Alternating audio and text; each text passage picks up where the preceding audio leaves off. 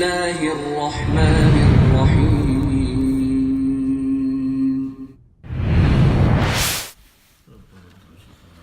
الحمد لله رب العالمين والصلاة والسلام على من لا نبي بعده أما بعد فأعوذ بالله من الشيطان الرجيم بسم الله الرحمن الرحيم والفجر وليال عشر والشفع والوتر والليل إذا يسر هل في ذلك قسم لذي حجر ألم تر كيف فعل ربك بعاد إرم ذات العماد التي لم يخلق مثلها في البلاد صدق الله العظيم. میرے نہایت ہی قابل قدر مسلمان بھائیوں، بزرگوں، گھروں میں سننے والی مسلمان ماؤں بہنوں، آپ حضرات کے سامنے سورہ الفجر کی ابتدائی آیات تلاوت کی ہیں. رب العالمین سے دعا ہے کہ اللہ ان آیتوں کا صحیح مطلب سمجھانے کی توفیق عطا فرمائے اور رب العالمین ہم سب مسلمانوں کو صحیح معنوں میں قرآن و سنت کی سمجھ اور اس کے مطابق زندگی بسر کرنے کی توفیق عطا فرما دے. یہ سورہ فجر، اس کا نام، اس کی پہلی آیت جو ہے والفجر، اسی سے ماخوذ ہے. اور یہ صورت مکہ مکرمہ میں جب رسول اکرم صلی اللہ علیہ وسلم رہتے تھے تو اس دوران اس صورت کا نزول ہوا ہے. اس صورت کے اندر کل 30 آیات ہیں اور 137 الفاظ ہیں، 597 حروف ہیں. اس صورت کا پہلی والی صورت کے ساتھ ربط مفسرین نے یوں لکھا ہے، فرماتے ہیں کہ سورہ اعلیٰ میں 2 مضمون بیان ہوئے تھے. ایک مضمون تھا ترغیب فی الآخرہ، آخرت کی طرف رغبت دی گئی تھی، اور دوسرا مضمون تھا تزہید فی الدنیا، آخرت سے بے رغبتی پیدا، دنیا سے بے رغبتی پیدا کی، دنیا سے بے رغبتی پیدا کرنے کے لیے باتیں چل رہی تھیں. تو اس صورت میں اسی دوسرے مضمون کو بیان کیا ہے، تزہید فی الدنیا کو، کہ دنیا میں زیادہ رغبت پیدا نہ کرو بلکہ آخرت کی فکر کرو، آخرت کی تیاری کرو. اور اس میں اس چیز کو بیان کیا گیا ہے کہ دنیا ایک حقیر سی چیز ہے، وہ ساری زندگی باقی اس نے نہیں رہنا ہے، ختم ہونا ہے. ہر آدمی کے اوپر قیامت جب اس کی موت آتی ہے تو اس کے ساتھ ہی آ جاتی ہے.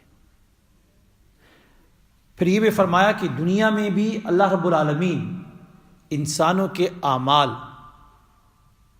کی جزا و سزا دیتا ہے، جس طرح قوم عاد اور سمود. تو گویا اعمال کی جزا و سزا اللہ رب العالمین دنیا میں بھی دے دیتے ہیں. پھر اسی طرح پہلی صورتوں کے اندر قیامت کا ذکر گزرا، اور اس صورت کے آخر میں قیامت کے محاسبے کا ذکر ہوگا، اور درمیان کے اندر وہ اسباب بیان کیے جن کے ذریعے سے انسان کو دنیا اور آخرت کے اندر رسوائی کا سامنا کرنا پڑتا ہے، دنیا اور آخرت کے اندر رسوائی کا سامنا کرنا پڑتا ہے. پھر اس صورت کا خلاصہ یوں بیان کیا مفسرین نے کہ والفجر سے لے کر حل فی ذالک قسم لذی حجر، یہاں تک اللہ رب العالمین نے ایسے اوقات کا ذکر کیا ہے کہ جن کے اندر دعائیں قبول ہوتی ہیں. تو ان اوقات کے اندر اہل ایمان سے کہا کہ اپنے لیے دعائیں کیا کرو، مغفرت مانگو. اور پھر آگے الم تر کیف فعل ربک بعاد، یہاں سے تزہید فی دنیا کے لیے تخویف آخرت کا پہلا نمونہ بیان کیا ہے کہ دیکھو بڑی بڑی قومیں گزری ہیں، ان کے ساتھ کیا ہوا. اللہ رب العالمین نے ان کو سزا دی. کیوں؟ اس لیے کہ انہوں نے دنیا کو آخرت کے اوپر ترجیح دی تھی، دنیا کو آخرت پر ترجیح دی کہ دنیا کے پیچھے اتنے لگے کہ آخرت کو بھول گئے، جس کی وجہ سے ان کے دنیا کے اندر جو طاقت تھی، مال و دولت جو تھا، وہ ان کے لیے کوئی کام نہ آیا، ان کو کوئی فائدہ نہ دے سکا۔ تو اس لیے دنیا کے پیچھے نہ پڑو بلکہ آخرت کی فکر کرو۔ اور دیکھ لو قوم سمود کا حال، کتنی بڑی مالدار اور طاقتور قوم تھی، لیکن ان کے لیے بھی کچھ نہ ملا۔ پھر آگے تخویف دنیا کے دوسرا اور تیسرے نمونہ قوم سمود کا ذکر ہے، قوم عاد کا ذکر، قوم فرعون کا، ان کا ذکر کر کے رب العالمین نے ان چیزوں کو بیان کیا۔ تو فرمایا والفجر، اور فجر کی قسم۔ اب یہاں سے رب العالمین نے سورت کی ابتدا میں چند چیزوں کی قسمیں کھائی ہیں، اور قسمیں کھا کر اس بات کا ذکر کیا کہ اللہ رب العالمین کس طرح انسان کی نگرانی کرتا ہے، اور نگرانی کے بعد اس کی غلطیوں کے اوپر، اس کی ڈٹائی کے اوپر پھر رب العالمین ایسے مجرموں کو جو ڈٹتے ہیں اپنی برائیوں کے اوپر، توبہ نہیں کرتے، معافی نہیں مانگتے، تو ایسے مجرموں کو رب العالمین سزا دیتا ہے۔ فرمایا والفجر، قسم فجر کی۔ اب الفجر فرمایا، اس فجر سے کون سی فجر مراد ہے؟ تو مفسرین نے اس میں 2-3 باتیں لکھی۔ ایک بات تو یہ لکھی، فرمایا کہ عام فجر مراد ہے، کوئی بھی فجر، اور یہ بھی فرمایا کہ اس سے نماز فجر مراد ہے، فجر کی نماز، اس کی قسم کھائی رب العالمین۔ امام قتادہ رحمۃ اللہ علیہ فرماتے ہیں کہ اس سے ذی الحجہ کے 10 دن ہیں، ان کے پہلے دن کی فجر جو ہے وہ مراد ہے۔ اور بعض مفسرین نے یہ بھی فرمایا کہ یوم النحر ہے نا، قربانی کا دن، آج ہی جب قربانی کرتے ہیں وہاں مینا میں، تو وہ یوم النحر کی فجر جو ہے اس سے وہ مراد ہے۔ تو رب العالمین نے اس عظمت والے دن کی قسم کھائی، فجر کی، اس عظمت والے دن کے فجر کی قسم کھائی۔ پھر فرمایا ولیال عشر، ولیال عشر، اور 10 راتوں کی قسم۔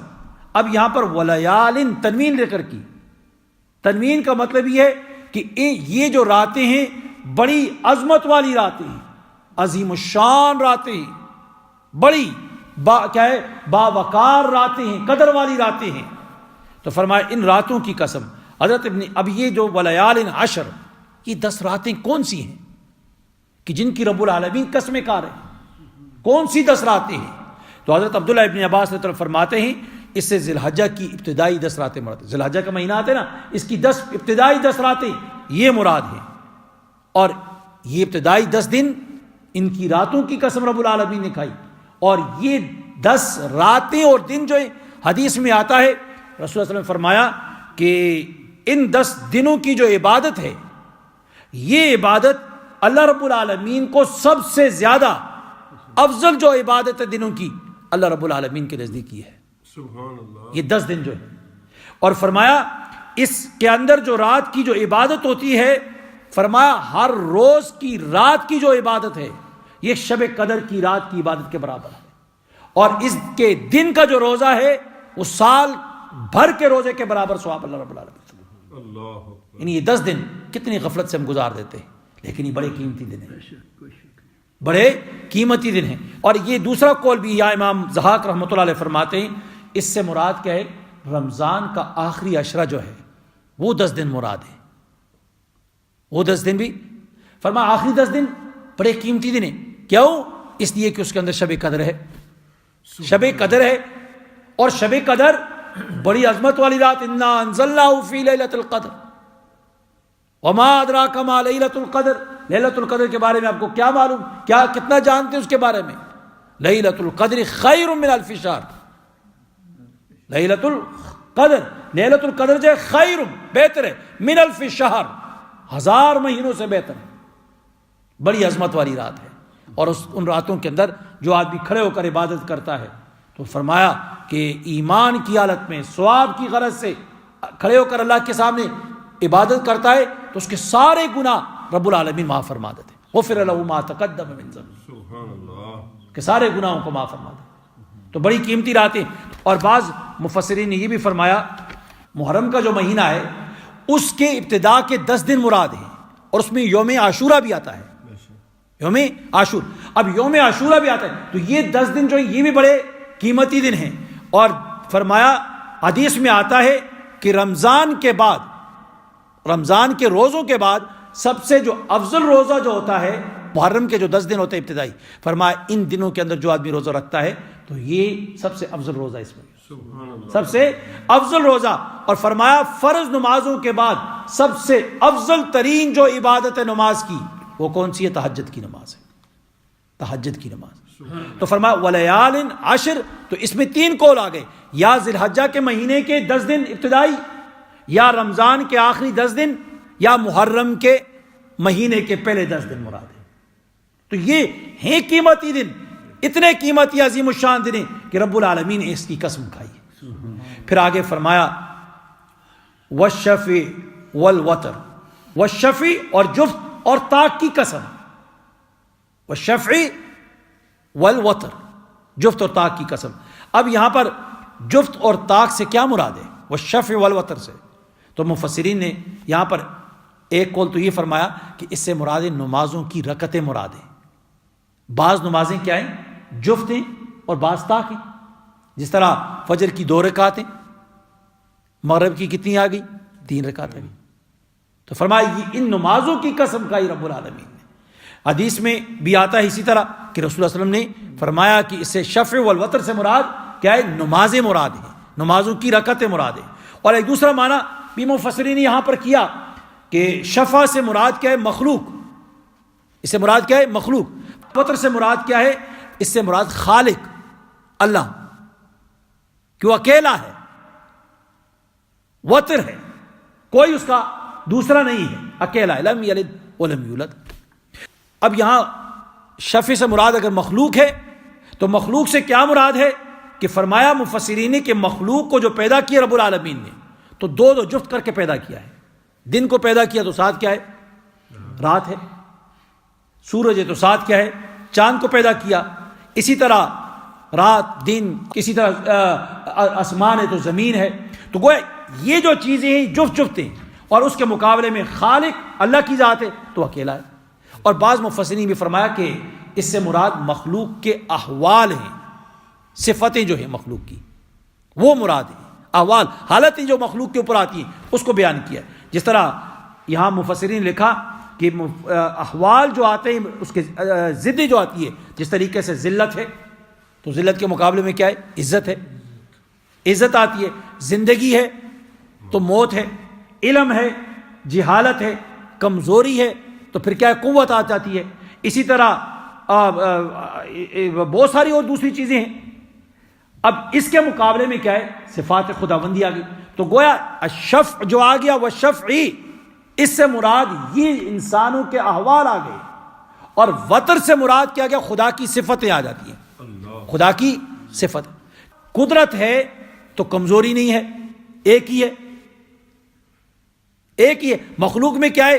قدرت بھی ہے, کمزوری بھی آ جاتی ہے, لیکن مقابلے میں اللہ کی ذات ہے تو وہاں قدرت ہے, عاجزی نہیں ہے, حیات ہے, موت نہیں ہے, غنا ہے, فقر نہیں ہے. تو گویا اس طریقے سے, اور پھر کیا ہے؟ علم ہے, جہالت نہیں ہے. تو یہ کیا ہے؟ وتر سے مراد پھر کیا ہو جائے گا؟ اللہ کی صفات مراد ہوگی. اور فرمایا آگے واللیل اذا یسر, اور رات کی قسم, اذا یسر جب وہ جاتی ہے, یعنی جاتی ہوئی رات کی قسم. واللیل اذا یسر, جاتی ہوئی رات کی قسم, کہ ایک رات, جس طرح دوسری جگہ میں قرآن کریم میں فرمایا اللہ رب العالمین نے کہ واللیل اذا ادبر, اور رات جب وہ پشت پھیر کے چلی جاتی ہے, جب رات پشت پھیر کر چلی جاتی ہے تو اس کی قسم کھائی رب العالمین نے. تو فرمایا واللیل اذا یسر. اللہ رب العالمین اپنی قدرت کاملہ کو یہاں پر بیان کرتے ہیں کہ دیکھو رات جس کو میں نے بنایا وہ آتی ہے اور اس کے بعد کیا ہے؟ جاتی ہے. تو یہ آنے اور جانے والی رات جو ہے اس کی قسم میں کھاتا ہوں. اب یہاں پر مفسرین نے ایک دوسری بات لکھی کہ واللیل اذا یسر, اس رات سے کون سی رات مراد ہے؟ کون سی رات ہے؟ تو مفسرین نے لکھا اس سے وہ رات مراد ہے جس رات کو رسول اللہ صلی اللہ علیہ وسلم کو معراج ہوئی تھی, معراج پہ لے جایا گیا تھا. اس سے کیا ہے؟ وہ رات مراد ہے. اور بعض مفسرین نے یہ فرمایا کہ اس سے عام رات ہے، کوئی بھی رات وہ مراد ہے، اور بعض نے فرمایا مزدلفہ کی رات ہے۔ جب حاجی عرفات سے واپس آتے ہیں اور مزدلفہ میں ٹھہرتے ہیں تو فرمایا اس سے وہ رات مراد ہے۔ اب یہاں پر والفجر ولیال عشر والشفع والوتر واللیل اذا یسر، اب یہ قسمیں کھائی۔ اب خلاصہ کیا نکلا؟ تو یہ ہے نا تزہید فی الدنیا، کہ دنیا سے بے رغبتی پیدا کی جا رہی ہے اور آخرت کی فکر پیدا کرنے کے لیے۔ تو حضرت شیخ القرآن رحمۃ اللہ علیہ فرماتے ہیں کہ خلاصے کے طور پر فرمایا کہ والفجر، یوم نہر کی فجر اس سے مراد ہے۔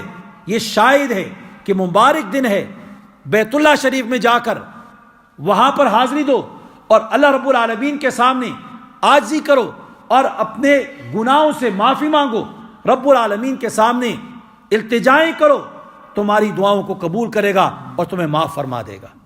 اگر اس کی بھی طاقت نہیں ہے، یہ طاقت نہیں ہے، کیا وہ مال نہیں ہے، وقت نہیں ہے، دولت نہیں ہے، تو فرمایا ولیال عشر، یہ جو راتیں آتی ہیں رمضان کی آخری یا ذی الحجہ کی ابتدائی راتیں ہیں، تو فرمایا ان راتوں کے اندر اللہ رب العالمین کے حضور کھڑے ہو جاؤ، کوئی پیسہ نہیں لگتا تمہارا، لیلۃ القدر کی رات ہے، شب قدر کی رات ہے، اس میں کھڑے ہو کر اللہ رب العالمین کے حضور کیا ہے التجائیں کرو، اس کے اندر التجائیں کرو۔ نہایت برکت والی راتیں ہیں، بڑی برکت والی راتیں۔ فرمایا والشفع والوتر، اگر لیلۃ القدر تو سال میں ایک دفعہ آتی ہے نا، لیلۃ القدر سال میں ایک دفعہ آتی ہے، رمضان اتنا عرصہ انتظار، تو فرمایا اس سے بھی آگے بڑھ جاؤ، والشفع والوتر، نماز تو دن میں 5 مرتبہ آتی ہے، 5 مرتبہ فرض ہے، تو نماز 5 مرتبہ فرض ہے، نماز کی پابندی کرو۔ یہ نماز جو ہے تمہارے لیے معراج ہے، یہ تمہاری معراج ہے، اللہ سے ہم کلامی کا موقع تمہیں ملتا ہے۔ دن میں 5 مرتبہ اللہ کی حضور کھڑے ہو جاؤ، اور نماز جب پڑھو گے صحیح طریقے سے نماز پڑھو گے، یہ نماز تمہیں تمہارے گناہوں کو اس طرح جھاڑ دے گی جس طرح کے موسم میں خزاں میں پتے درختوں سے جڑ جاتے ہیں، پتے جڑ جاتے ہیں، اس طرح تمہارے گناہوں کو ختم کر دے گی۔ جس طرح دن میں 5 مرتبہ کوئی آدمی کسی کپڑے کو دھوئے، اس کے اوپر میل کچیل باقی نہیں رہ جاتی، یا بدن کو دیتا ہے میلے کچیلے بدن کو دھوتا ہے، جس طرح اس کے اوپر میل باقی نہیں رہتی، اسی طرح نماز تمہارے گناہوں کو ختم کر دے گی۔ فرمایا اس سے بھی آگے بڑھ جاؤ، اس سے بھی تھوڑا سے آگے بڑھ جاؤ، رات کا آخری حصہ طلوع فجر سے تھوڑا پہلے، یہ ایسا وقت ہوتا ہے، اس وقت میں اللہ رب العالمین کے حضور کھڑے ہو جاؤ، اس لیے کہ اللہ رب العالمین کی تجلیات جو ہوتی ہیں، خصوصی تجلیات آسمانی دنیا کے اوپر آ جاتی ہیں، اور اس وقت اعلان ہوتا ہے کوئی ہے گناہوں کو بخشوانے والا کہ میں اس کے گناہوں کو معاف کر دوں، گناہوں کو معاف کر دوں، ہے کوئی ایسا شخص؟ اس لیے اٹھو اور اللہ کے حضور کھڑے ہو جاؤ اور اپنے گناہوں کو معاف کر دو۔ دنیا کے پیچھے مت پڑو کہ دنیا کے پیچھے پڑھ کر تم اللہ رب العالمین کو بلا دو، آخرت کو چھوڑ دو، یہ دنیا کے کمانے کے پیچھے لگ جاؤ گے، اور یہ چیز دنیا تمہارا ساتھ کبھی نہیں دے گی، کبھی ساتھ نہیں دے گی۔ کہا اس سے دنیا سے آخرت کی طلب میں لگ جاؤ اور آخرت کی فکر کرو، اس لیے کہ حل فی ذالک قسم لذی حجر، یہ اللہ رب العالمین قسمیں کھا کے کہتا ہے، قسمیں کھا کے کہا، کوئی بھی اس میں نہیں ہے، کوئی چیز نہیں ہے۔ فرمایا حل فی ذالک قسم لذی حجر۔ اب یہاں پر یہ مفسرین فرماتے ہیں یہ جواب قسم ہے، ان ساری قسموں کا جواب ہے کہ یہ قسم کھائی، یہ قسم کھائی۔ پھر فرمایا حل فی ذالک قسم لذی حجر، بے شک یقینی بات ہے کہ یہ قسمیں جو ہیں اہل عقل کے لیے بہت بڑی ہیں، شان والی ہیں، عظمت والی قسمیں ہیں۔ ان کے باوجود بھی اگر یہ سمجھتا نہیں ہے انسان، پھر بھی کیا دنیا کے پیچھے ہی گھستا جا رہا ہے اور آخرت کو بھول جاتا ہے، اس کو یو ٹرن لینا چاہیے، واپس آنا چاہیے۔ تو فرمایا حل فی ذالک قسم۔ اب یہاں پر یہ استفہام تقریری ہے، اس کا معنی کیا ہے کہ بے شک، حل کا معنی کیا ہے یہاں پر؟ بے شک۔ اب قسم، اب یہ تنوین اس کے اوپر بھی لائے، اب یہ تنوین کس کے لیے؟ عظمت کے اظہار کے لیے، کہ یہ عظیم الشان قسمیں ہیں، کہ جن چیزوں کی قسمیں اللہ رب العالمین نے کھائی ہیں یہ بڑی عظمت والی ہیں، یہ بڑی عظمت والی راتیں ہیں، بڑی عظمت والی فجر ہے، بڑے عظمت والے یہ 10 دن ہیں، بڑی عظمت والی نماز ہے، ان کی رب العالمین نے قسمیں کھائی ہیں، بڑی عظمت والی چیزیں ہیں. فرمایا آگے لذی حجر، حجر کا معنی ہوتا ہے روکنا. عقل بھی انسان کے پاس ہوتی ہے، تو عقل انسان جب استعمال کرتا ہے تو اس عقل جو ہے انسان کو برائی سے روکتی ہے. آگے تو آگ میں ہاتھ نہیں ڈالتا، سیلاب ہے پانی کے اندر نہیں کودتا، کیوں؟ عقل روک رہی ہے. طوفان ہے بائے تو طوفان میں نہیں جاتا، کیوں؟ عقل روک رہی ہے. تو اس لیے کیا ہے، حجر عقل کو کہا، عقل کو اس لیے کیا ہے حجر کہا. تو فرمایا عقل حل فی ذالک قسم لذی حجر، کہ فرمایا یہ قسمیں جو کھائیں رب العالمین نے یہ یقینی اور پوری قسمیں ہیں. کس کے لیے؟ عقل مندوں کے لیے، عقل مندوں کے لیے. اب دوسرا معنی مفسرین یہ بھی ایک بات یہاں لکھی کہ ان قسموں کا جو جواب ہے، یہ ساری قسمیں کھا کر درمیان میں چند واقعات بیان کیے، اس کے بعد فرمایا ان ربک لبالمرصاد، بے شک تیرا رب تاک رہا ہے. یہ قسمیں کہ انسان تجھے رب العالمین تاک رہا ہے، دیکھ رہا ہے، جو تو کر رہا ہے تیری ایک ایک حرکت کو نوٹ کیا جا رہا ہے، تجھے دیکھ رہا ہے، تو چھپ نہیں سکتا، اسے چھپ نہیں سکتا. ان ربک لبالمرصاد. اور ایک دوسری چیز یہاں مفسرین نے لکھی کہ فرمایا تیرا رب تاک رہا ہے. تاکنے کا مطلب کیا ہے؟ کہ تاک رہا ہے کہ ہم ان کافروں کی ایک ایک حرکت کو نوٹ کر رہے ہیں اور پھر ہم ان کو پکڑیں گے. کیسے پکڑیں گے؟ آگے واقعات بیان کیے، جس طرح ہم نے قوم عاد کو پکڑا، قوم سمود کو پکڑا اور فرعون والوں کو پکڑا، اس طریقے سے ہم پکڑ لیں گے. آگے فرمایا الم تر کیف فعل ربک بعاد، تو نے نہیں دیکھا کیا کیا تیرے رب نے قوم عاد والوں کے ساتھ. فرمایا ارم ذات العماد، وہ جو ارم میں تھے بڑے ستونوں والے، ارم والے بڑے ستونوں والے تھے. التی لم یخلق مثلها فی البلاد، وہ ایسے لوگ تھے کہ ان جیسا رب العالمین نے کہیں شہروں میں پیدا ہی نہیں کیا. اتنے طاقتور لوگ تھے تو ان جیسا کسی کو اللہ رب العالمین نے پیدا ہی نہیں کیا. اب یہاں پر مفسرین نے لکھا کہ یہ تخفیف دنیوی کا پہلا نمونہ ہے، اور تزہید فی دنیا، دنیا کی رغبت دلانے کے لیے یہ پہلی کیا ایک مثال بیان کی کہ دیکھو دنیا کے پیچھے مت پڑو. قوم عاد والے بھی دنیا کے پیچھے گئے، بڑی بڑی کیا ہے انہوں نے بلڈنگیں بنائی اور بڑی بڑی عمارتیں بنانے والے، بڑے لمبی کیا ہے جسامت والے لوگ تھے، بڑے طاقتور تھے، بڑے مالدار. ان کا حشر کیا ہوا؟ شداد بن عاد اس قوم کا ایک فرد تھا، اس کے بارے میں آتا ہے اس نے بہت بڑا عالی شان محل تعمیر کیا، بڑا عالی شان، اس کی مثال کہیں نہیں ملتی تھی. اور جو اس پہ اندر داخل ہوا وہیں پہ موت کا فرشتہ آگے ختم کر دیا. یہ دنیا ہے، اس کے پیچھے سب کے آخرت کو بلا دیتے ہو، کوئی چیز نہیں ہے. اس لیے فرمایا کہ الم ترا، اب یہاں الم ترا کیف فعل ربک بعاد، الم ترا یہاں سے ترا رویت کے معنی میں، کیا تو نے دیکھا نہیں؟ تو یہاں فرماتے مفسرین کہ ترا کا معنی یقینی بات، کیا تمہیں یقین نہیں آیا؟ کس بات کے اوپر؟ کیف فعل ربک بعاد، کیا کیا اللہ رب العالمین نے قوم عاد والوں کے ساتھ. اب عاد کسے کہا گیا؟ فرمایا یہ ارم کے بارے میں فرمایا کہ یہ ایک قبیلہ ہے، قبیلے کا نام ہے ارم. اور عاد جو تھا اس قوم کے دادا پردادا کا نام ہے. اور یہ بھی لکھا مفسرین نے کہ عاد ایک شخص ہے، اس کی طرف منسوب جو ہے یہ قوم ہے، اور اس کے اجداد میں ارم ایک گزرا ہے. اور یہ بھی فرمایا مفسرین نے کہ اس سے اشارہ ہے عاد اولا کی طرف، عاد اولا پہلے والے عاد. اس قوم عاد میں ارم جو قبیلہ تھا یہ شاہی خاندان تھا، ان کی حکمرانی ہوا کرتی تھی، یہ حاکم ہوا کرتے تھے، تو ان سے یہ مراد ہوا. اور دوسرے مفسرین نے ایک دوسری بات بھی لکھی اس کے بارے میں، فرماتے ہیں کہ ارم عاد قبیلے کا نام ہے، اقتدار ان کے پاس ہوتا تھا. یہ عاد بن سام بن نوح، عاد بن سام، عاد بیٹا سام کا، سام بیٹے نوح علیہ السلام کے. فرمایا یہ ان کے بیٹے کا نام ارم تھا، ان کے بیٹے کا نام ارم تھا. تو اسی نام پر یہ قبیلہ مارز وجود میں آ گیا، اس قبیلے کو اسی سے آگے یہ چلا. یہ کہاں رہتے تھے؟ فرمایا یہ یمن کی وادی دوہنا میں آباد تھے. قوم عاد کہاں تھے؟ یمن کے اندر وادی ہے، اس وادی کا نام دونا وادی کے اندر یہ رہا کرتے تھے. تو فرمایا ارم ذات العماد، ذات العماد. اب ذات العماد اس قوم کو کیوں کہا؟ فرمایا لمبے لمبے کیا ہے ستونوں والے.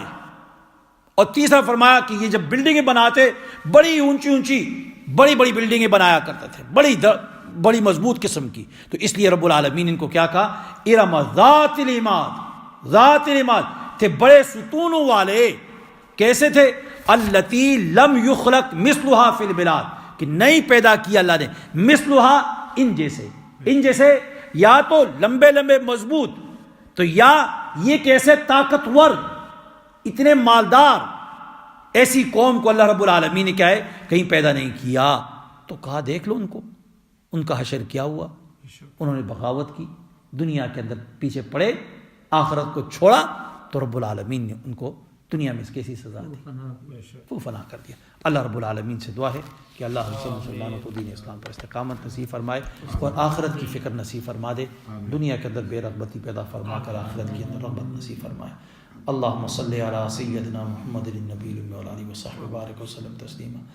ربنا آتنا فی الدنیا حسنہ وفی الآخرۃ حسنہ وقنا عذاب النار. اللہم اعنا علی ذکرک وشکرک وحسن عبادتک. ربنا اغفر لنا ذنوبنا وکفر عنا سیئاتنا وتوفنا مع الابرار. یا الہ العالمین بیٹھنا قبول و مقبول بنا، اس بیٹھنے کے اوپر پورا اجر نصیب فرما، خاتمہ بالخیر نصیب فرما دے، ہر قسم کی شر و فتن سے محفوظ فرما. صلی اللہ تعالی علی خیر خلق محمد و آلہ وصحبہ بارک وسلم تسلیما. آمین.